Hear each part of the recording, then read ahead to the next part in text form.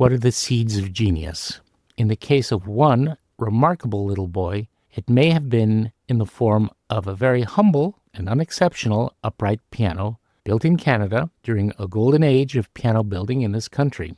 Well, that little boy, of course, was Glenn Gould. And the instrument in question is a Dominion piano being a very large and successful piano factory in Bowmanville, Ontario, just east of Toronto. And the instrument itself, we know from our research, was built in 1915. How it came into the Gould family household, we're not sure, because it was built quite a few years before Glenn's parents, Florence and Bert, were married. But one thing is for sure, this instrument was Glenn's first introduction to the piano. At the hands and tutelage of his mother, Florence, who was a very musical person. She was a choir director in local churches.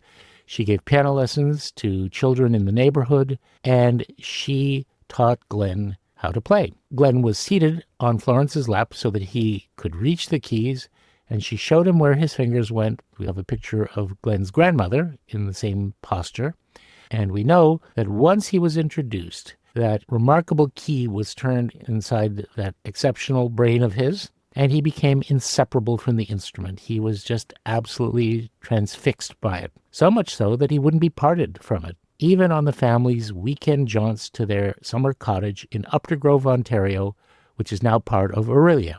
So began the story of this well-traveled instrument's weekend jaunts back and forth, its travels to and fro Updergrove and the family home on Southwood Drive in the Beaches neighborhood of Toronto. The instrument itself had a long history, but we know that it was Glenn's first instrument thanks to a letter written by Bert Gould, Glenn's father, late in his life, attesting that it was the first piano that Glenn himself ever owned, and also attested to by the fact that Glenn himself signed the soundboard when he parted with the instrument in 1955. When Glenn parted with it, we think it was to make space for the now much more celebrated Chickering piano, a baby grand, that Glenn has spoken about and that you can see in some of the early film documentaries from the National Film Board. But this instrument clearly holds a special place in history.